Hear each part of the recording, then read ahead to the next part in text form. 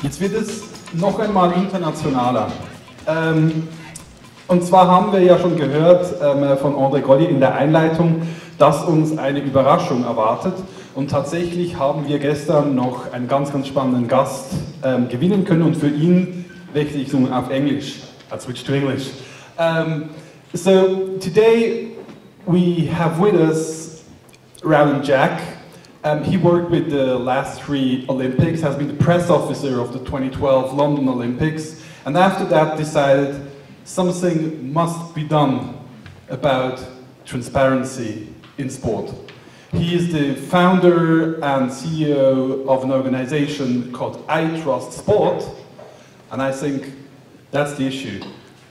Sure, we do trust sport, but we have to regain trust perhaps in sports organizations, and Opendata might actually help for that. Rowland Jack. Good morning. It's very good to be here in this very fine city. As you mentioned, I will speak in English. I hope that's okay with everybody. First of all, I'd like to commend the organisers on putting together what seems to be a great event, a really interesting schedule. I've just noticed that the colour I used for the company I set up is almost identical to this one, entirely coincidental, not deliberate. So I founded I Trust Sport last year. I'm based in the UK. And the company is dedicated to improving governance in international sport through collaboration. Let me set the scene. I'm going to show you a very short video if the technology works okay. It's Sao Paulo, 2.5 years ago in Brazil. And the Under-21 football championship has just been completed. And a team of very excited young men are collecting their medals, and several Brazilian officials are handing out the medals. And what you'll see, it's only 30 seconds long, what you'll see is the president of the Brazilian Football Federation, Jose Maria Marin, who at the time was 79 years old, had just been appointed as the new president. And you will see him steal one of the medals, which is meant to go to one of the young players. So look out for this, let's see if it works. Let's go.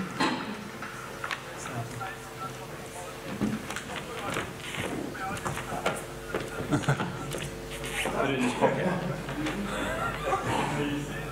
He puts the medal in his pocket.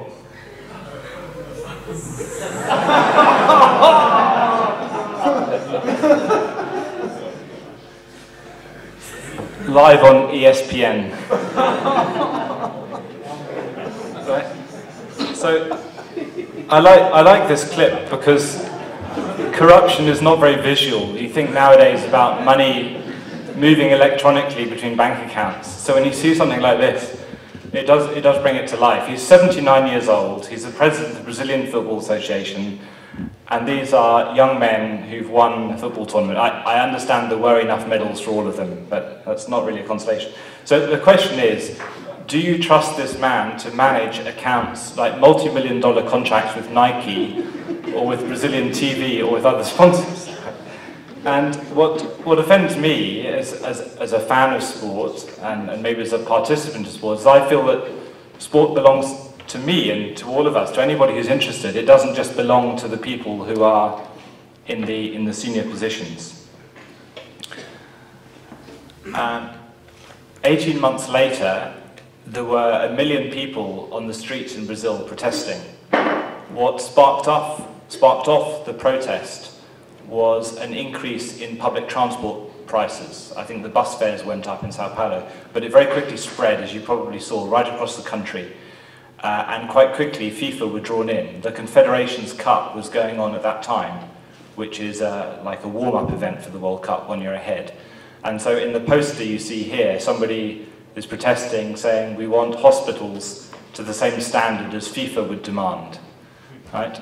Padrão FIFA, as they call it. So if the stadiums have to be built at vast expense to this high standard, then why can't we have other government services to the same standard? It was a real crisis. And I think most people in Brazil, judging from opinion polls, they were in favour of hosting the World Cup in their country, but not at any cost. And they objected to excessive costs and corruption as they saw it in some of the preparations, and also to large profits, which FIFA seemed to be claiming without paying very much tax. So, as you saw this year in June, the Brazilian team was a bit disappointing in the tournament itself, lost very heavily to Germany in the semi-final. And so, of course, there were calls for reform in the governance of Brazilian football, as well as question marks about how the World Cup is staged. Speaking to a couple of friends in Brazil recently, they're not very confident that change is on its way. However, there is a general election in October, so maybe after that there'll be time for change in football in Brazil. Now, FIFA is one of the many sports bodies which are based in Switzerland, as you know. They're not all based in Switzerland, and there are plenty of others which have problems too. Formula One, you may have heard about this case as well, particularly as German speakers.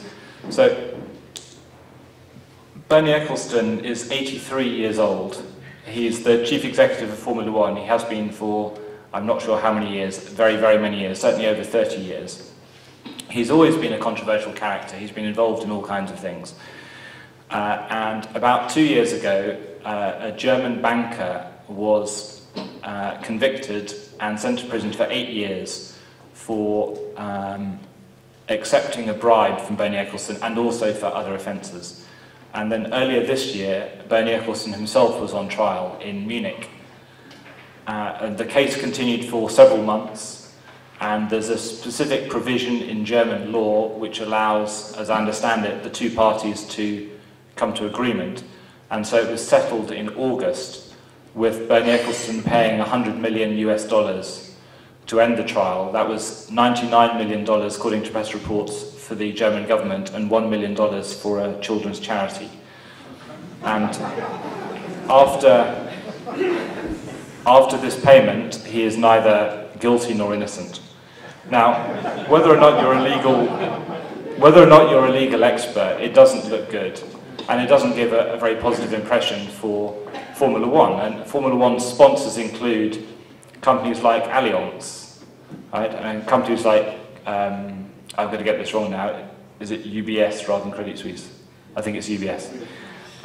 So these type of organisations don't want to be associated with this kind of issue. It's clear. And motor racing has other issues as well. It's not just Formula One. It's not just about one person. So the FIA, the global body for motor racing, doesn't publish accounts. Their processes are not very democratic. Their president was re-elected last year, Jean Todt, without opposition, because it's almost impossible to stand against him. So, having seen all of these examples and all of these problems across a variety of sports over a number of years, I was quite frustrated, and I chose the name of the company because I do trust sport, and I believe it can be a force for good, but I think sport is held back by poor management, in many cases, poor governance. And I think lack of transparency is one of the biggest issues that threatens sport. So I think we're getting close to what I call a tipping point in sports governance. Now, I was wary about showing this graphic in front of a room, including, no doubt, some very distinguished scientists, because it's not at all scientific. But what I've done is I've listed, and it's quite small print, but I've listed a number of the big sports governance scandals which have attracted media attention, perhaps more in the UK, over the last 4 years since the previous World Cup. And my perception is that public and political attention have been slowly growing.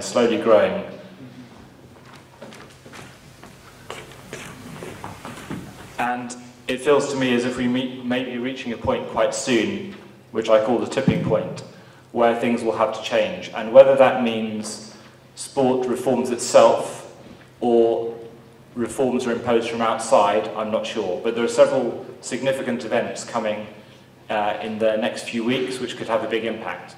So there's a Formula One Grand Prix in Sochi in Russia in October, which is going to be very awkward.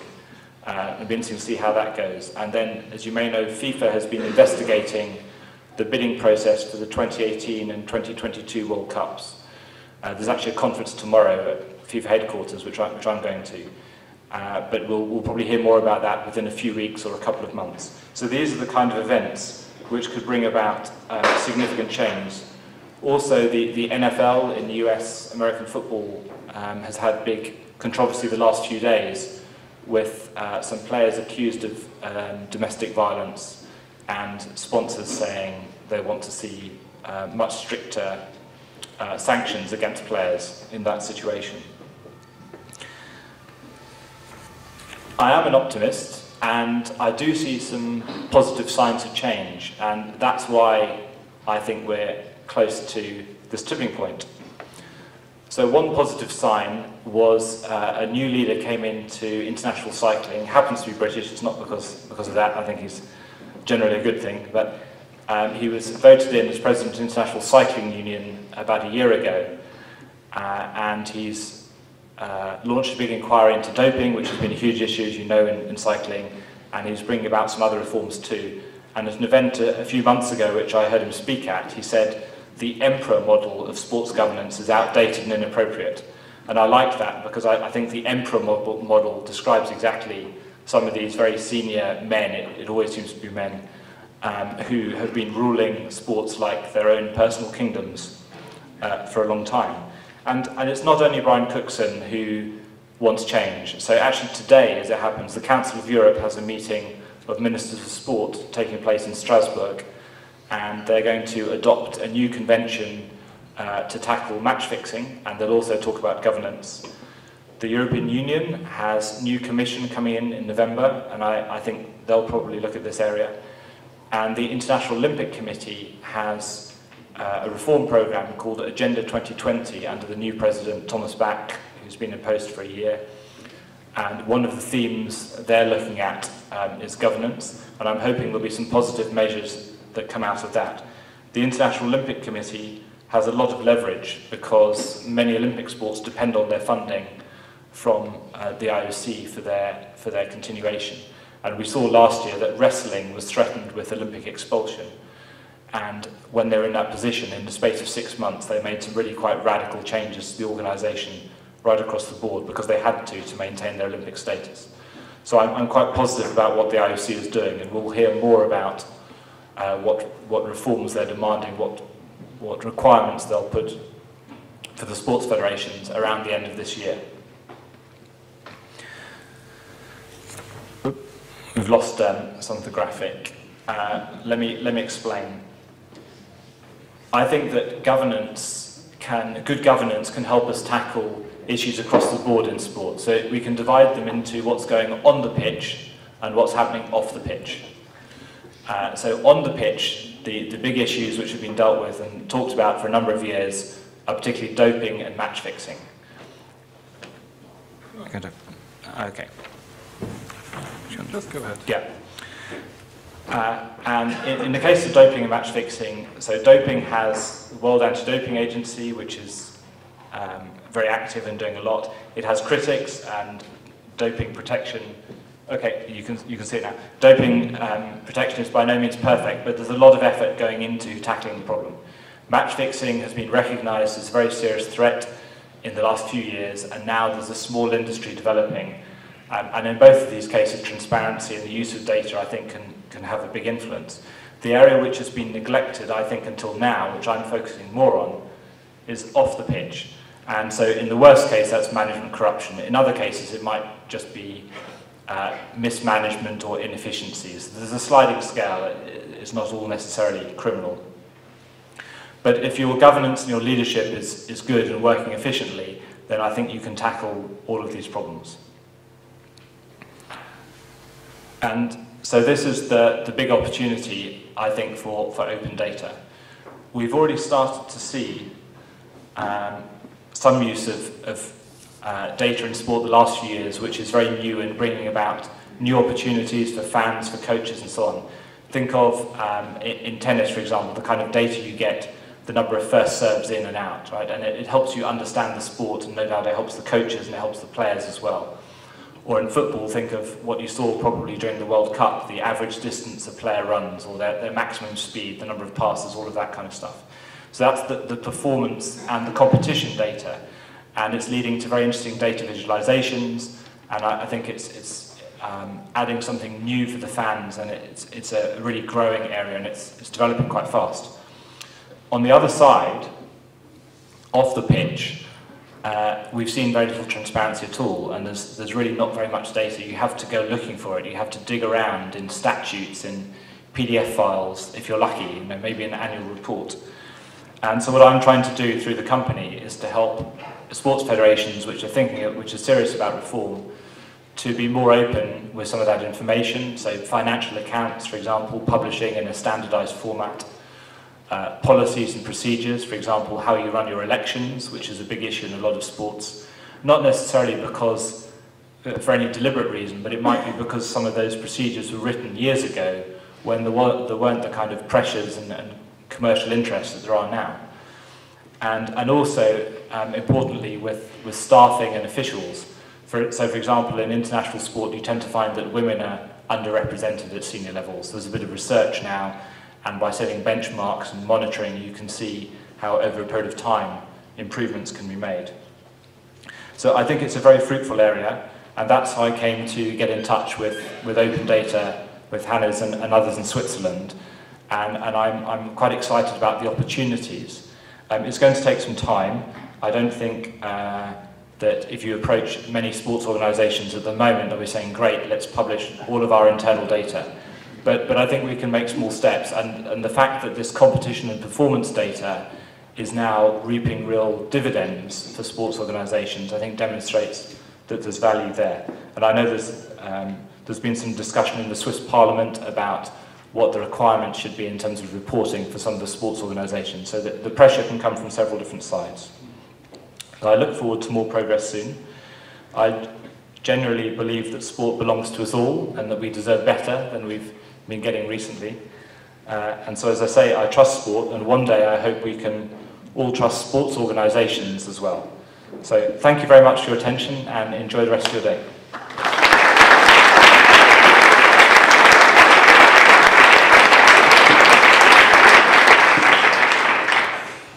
Thank you very much indeed, Rowland. I got one question I picked from Twitter, and I think it could be translated to sports lingo in terms of what's the tactic now? So how I mean, on the strategic level, of course, it's evident that something must be done, and the Opendata opportunities on and off pitch are clear. But how do you go ahead and tackle those issues? How do you convince people? What are the tactics? So it's not clear who's taking the lead in this area. The IOC can, and they may do, but we'll have to wait a little while. The Council of Europe is active, and they're working closely with the European Union, and they may force some kind of action, but they'll do it reluctantly, I think. From what I understand, there is talk within Swiss Parliament. Whether that will force action or whether that'll just be another contributor, I'm not sure. The most likely source of change at the moment is still within the sports bodies themselves. And I think it's happening, but it's happening slowly. And it may be one or two trailblazers, if I use that word, one or two which say, right, here's an opportunity for us. We're confident that we've got nothing to hide, that we can benefit from transparency. And perhaps if they take the lead, then others will follow. Right, and tomorrow you said you're at FIFA's. Yes, the conference is called World Summit on Ethics in Sport. I wish you good luck with that. Thank you very much indeed.